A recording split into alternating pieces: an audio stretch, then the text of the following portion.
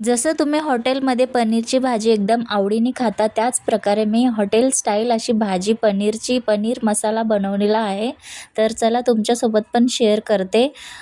तर hi hello, कशा आहात सर्व? वैष्णवीज मम्मी होम रेसिपी या आपल्या यूट्यूब चॅनलमध्ये तुमचं पुन्हा एकदा खूप खूप स्वागत आहे. आज आपण पनीर मसाला बनवणार आहे.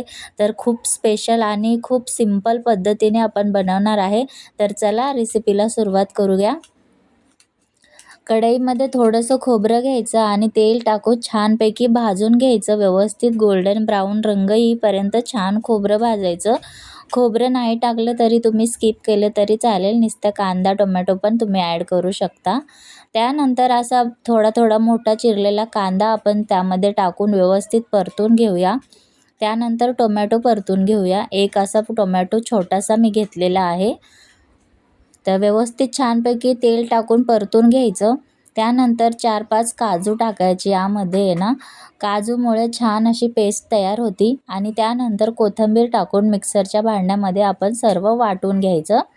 आणि आता त्याच कढईमध्ये पनीर फ्राय करून घ्यायचं आपण. त्यावर थोडंसं तेल टाकलेलं आहे मी.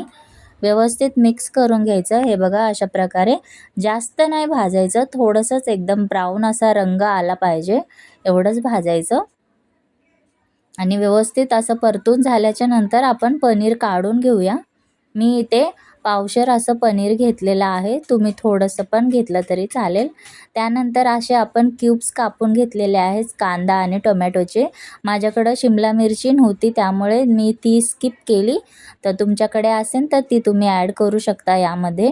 अशा प्रकारे हे सर्व आहे ना परतून घ्यायचं त्याच कढईमध्ये. हे बघा छानपैकी ब्राऊन रंग आल्याच्या नंतर काढून घ्यायचं.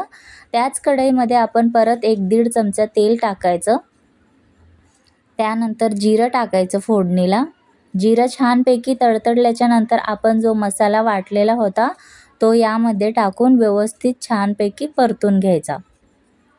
त्यानंतर थोडीशी हळद टाकायची आणि चवीनुसार मीठ टाकायचं. व्यवस्थित छानपैकी दोन्ही परतून घ्यायचं. हे बघा आता छानपैकी मसाल्याला तेल सुटलेलं आहे. आणि अशा प्रकारे पाणी वगैरे ॲड करून आहे ना, मसाला व्यवस्थित छानपैकी भाजून घ्यायचा. त्यानंतर लाल तिखट टाकायचं तुमच्या आवडीनुसार.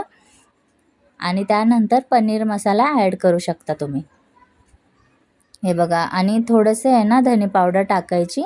आणि सर्व व्यवस्थित मिक्स करून घ्यायचं.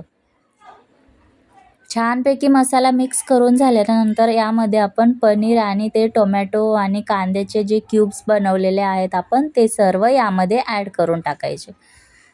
आणि व्यवस्थित मिक्स करून घ्यायचं. हे बघा अशा प्रकारे दिसती ना मस्त अशी चमचमीत भाजी. एकदम हॉटेलसारखीच लागते. तर तुम्ही एकदा नक्की ट्राय करा. आणि यामध्ये थोडंसंच पाणी ॲड करायचं, जास्त पाणी नाही ॲड करायचं. हे बघा अशा प्रकारे मी थोडंसंच पाणी ॲड केलेलं आहे. आणि थोडंसं शिजण्यासाठी पण लागणार आहे. त्यानंतर मीठ वगैरे चेक करायचं आणि थोडंसं कमी असेल वगैरे तर मग थोडंसं टाकून घ्यायचं. त्यानंतर कसुरी मेथी यावर क्रश करून टाकायची.